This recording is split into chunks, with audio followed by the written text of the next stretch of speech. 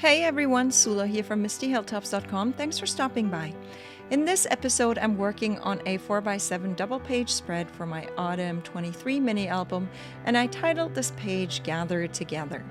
I'm using the digital version of the collection Welcome Autumn by Carta Bella, and as usual with a digital product, I do prepare my page in Silhouette, just a rough outline of the page, and then I print everything and cut everything, and then I assemble everything.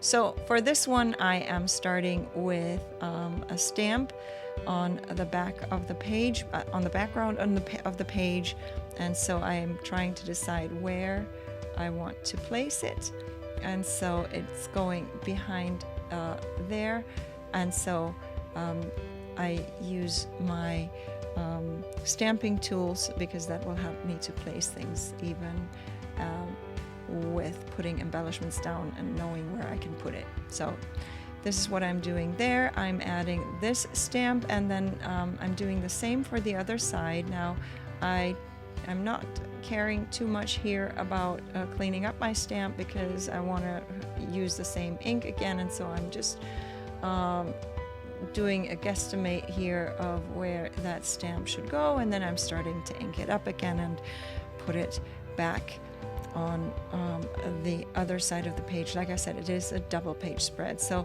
the way that I cut my pages, I just use a trimmer to cut them in.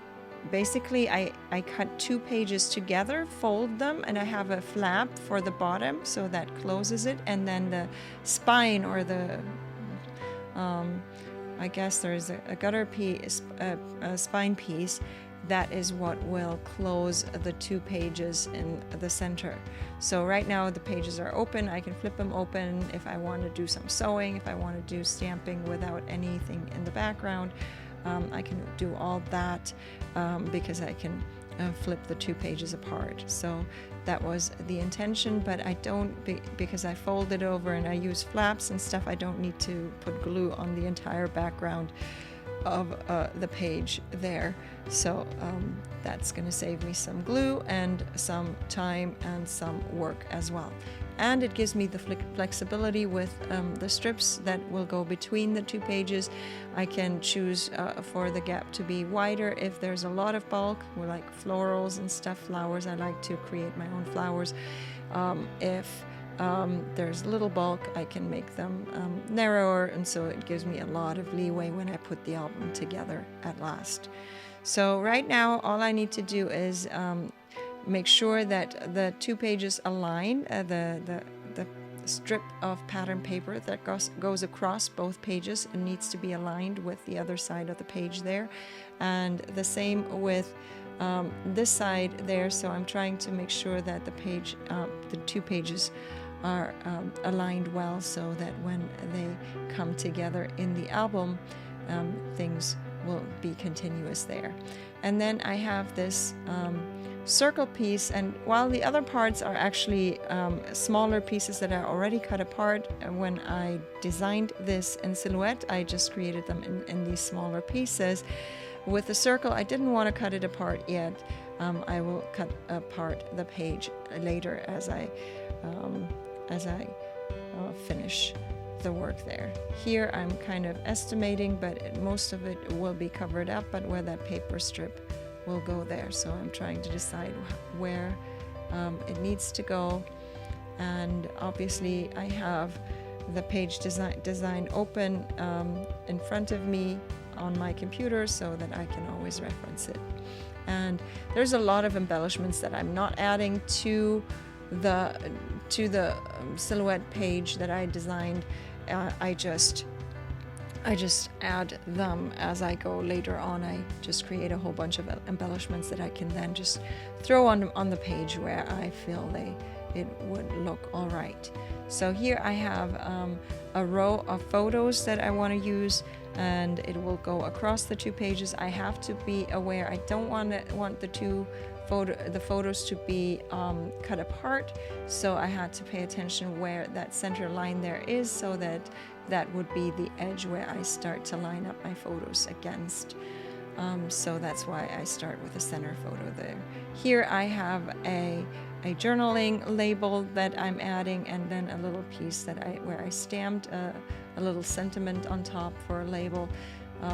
Here, this is also a die cut piece that I use from one of my from my stash there, and so I'm adding various bits and pieces that I created myself there. So for this one, I have to make sure that it's far enough from the edge so that the flower or the plant bits won't stick beyond the edge of the page.